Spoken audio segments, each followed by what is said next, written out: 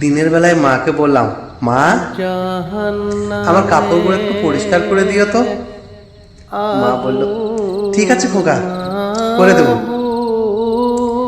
দিনের শেষে রাত্রিবেলায় খাওয়া দাওয়া করলাম, সবাই একসঙ্গে খাওয়া দাওয়া করলাম। বসে খাওয়া দাওয়া করার পরে আমি নিজের ঘরে শুতে যাব, তখন আবার মাকে ডাকবো, মা বল খোকা, কালকে ভোরবেলায় আমাকে একটু জাগিয়ে দিয়ে তো। কেন রে, ভোরে কোথাও যাবি নাকি? আমি বললাম, না মা, কাল থেকে ভাবছি নামাজ পড়তে লাগবে। ও আচ্ছা আচ্ছা, নামাজ পড়বি, ঠিক আছে, ভালো কথা, যা ঘুমা, আমি ভোরবেলায় ডেকে দেবো। গিয়ে আমি নিজের ঘরে ঘুমিয়ে পড়লাম। ঘুমানোর পরে ঠিক ভোর টাইমে আজানের শব্দ আমার কানে এসে পড়ল। যেই আজানের শব্দ আমার কানে এসে পড়ল, হঠাৎ করে জেগে বিছানা ছেড়ে আমি নিচে দাঁড়িয়ে পড়লাম। দাঁড়ানোর পরে আমি বিছানার দিকে তাকিয়ে দেখি আমার বিছানায় অন্য কেউ একজন শুয়ে আছে। ব্যক্তিটার পানে তাকিয়ে দেখছি আমার মতোই তার নাক, আমার মতোই চোখ, আমার মতোই মুখমণ্ডল, একদম হুবহু সেম টু সেম মিলে যাচ্ছে, আমার মতোই দেখতে। ততক্ষণে পাশের ঘর থেকে মায়ের আওয়াজ এলো, খোকা ওঠ, আজান হয়ে গেছে, যা নামাজটা পড়ে আয়। আমি বললাম, হ্যাঁ মা, হ্যাঁ আসছি আসছি, যাচ্ছি নামাজ পড়তে। তারপরে বাইরে বেরিয়ে গেলাম, আমার কাপড়টা আমি খুঁজে পাচ্ছি না।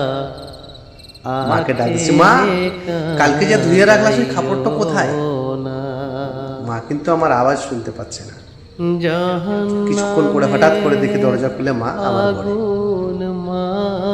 আমার গায়ে হাত দিয়ে ধাক্কা দিয়ে বলছে, খোকা, এই খোকা ওঠ, আজান হয়ে গেছে, যা নামাজ পড়ে আয়। শরীরে হাতটা রাখার পরে আমার শরীরটা তখন ঠান্ডা হয়ে গেছে।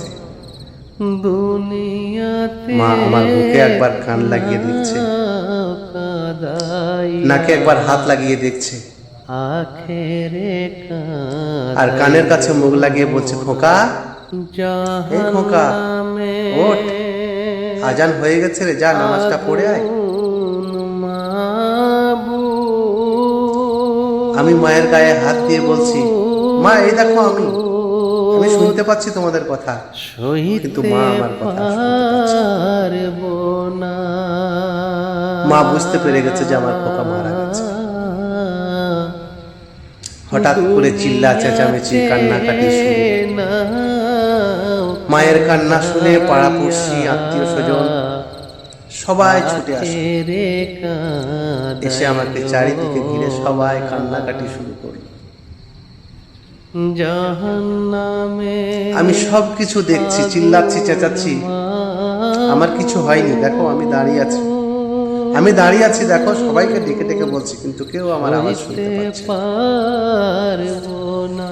তখন আমার আর বুঝতে বাকি থাকলো না যে আমি আর এই দুনিয়াতে না কাদাইয়া আখেরে